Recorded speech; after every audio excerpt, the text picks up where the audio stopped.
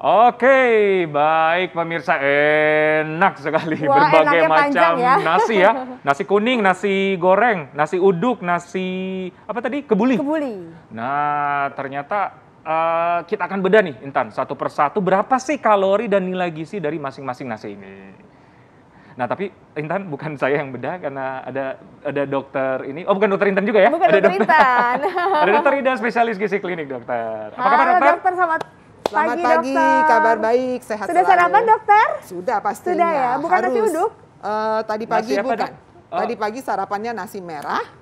Nah, ada nasi merah dengan sayur brokoli dan ikan. Wah, Oke, kalau itu mungkin agak, tapi lebih sehat kayaknya, Dok ya. lebih sehat, itu lebih sehat. Nah, dokter, kalau ada di depan kita nih ada berbagai macam nasi ya. Intan, Iya. apa tuh nasi? Ada nasi kuning nih dok, ada nasi kebuli nih, pemirsa Iya. juga ada nasi uduk. Wah, ini Wow. favoritnya pemirsa di rumah nih. Oh, ini Semua nasi kebuli ya? enak-enak. Iya. Iya, ini nasi Oke, kebuli oke, dokter. oke. Nah dokter, ini kan kita bakal ngebedah nih dok, berapa banyak kalorinya. Tapi ada fakta dan mitos dulu nih dok Iya. yang pertama. Betul. Bahwa kebutuhan kalori setiap orang beda-beda. Ini fakta atau mitos dokter? Ya ini fakta. Fakta dok. Nah, aneh kan kok bisa beda, padahal mungkin tingginya sama ya, umurnya sama, aktivitasnya sama kok beda. Jadi kalau menghitung kebutuhan kalori itu tergantung dari berat badan. Oke. Berat badan, beratnya. tinggi badan, Tinggi badan. kemudian usia, Oke. aktivitas, kemudian bagaimana kondisi kesehatan atau kondisi metaboliknya pada saat itu. Ya. Oke. Jadi artinya gini, kalau misalnya dokter Ekles dalam kondisi sekarang sehat bugar dengan pada satu saat amit-amit ya, kalau dokter Ekles lagi sakit, nggak enak badan, itu beda kebutuhan kalorinya. Oh, Ya, karena- lebih banyak ya dokter? Iya, pasti lebih Oh, banyak ya, oke. karena proses aktivitas metabolik. juga. Aktivitas juga Oh, mempengaruhi. sakit memang lebih banyak daripada Betul, normal? betul, Oh. beda karena stres metabolik. Apalagi kalau pasien yang sedang dirawat di ICU ya, contohnya misalnya amit-amit lagi kasus COVID misalnya ya, itu kebutuhan kalorinya bisa meningkat 1,5 Oh, kali gitu. dari kondisi yang dia Oh, biasa. berarti bisa makan banyak dong ya? Nggak bisa masalahnya pasien sakit. Oh. Itu dia, masalahnya kalau lagi sakit tuh malah justru Iya, nggak enak nafsu makan makan. kadang-kadang Betul, berkurang. ya. Padahal justru harus lebih banyak makan. Tubuhnya membutuhkan lebih banyak, tapi selera makannya tertekan. Karena Iya. salah satunya efek dari proses inflamasi yang terjadi. Setuju. Berarti ada hitung-hitungannya, Ada dokter ya? hitung-hitungannya khusus. Ada rumus ini ya, Pitagoras ya.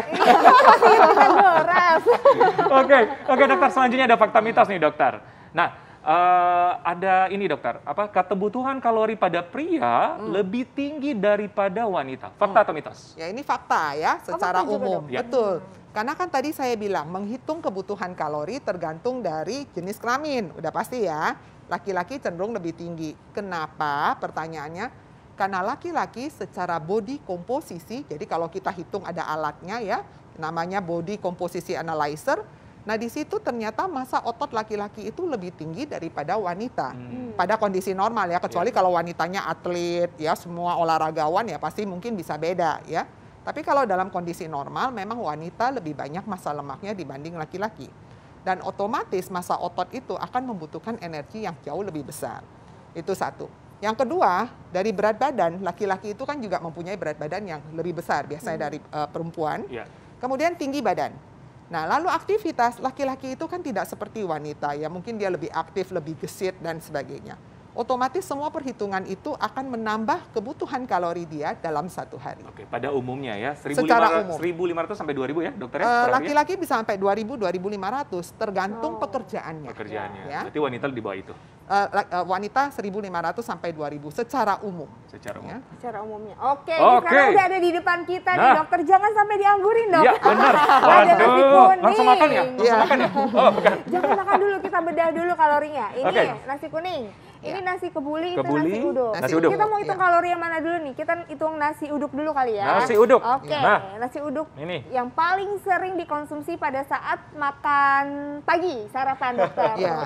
Ini berapa dokter? Kalori Ini kita paling- coba yuk kita bedah. Ini paling merakyat ini sebenarnya, paling Oke. mudah didapat ya. Kita hitung sama-sama. Ya. Ya. Satu porsi nasi kuning ya, nasi Nasi uduk. uduk. Nasinya? Saja itu mengandung sekitar 250 kalori. 250 kalori. Nasinya Oke. doang loh ini ya, Nasi belum doang. dikasih embel-embel ya.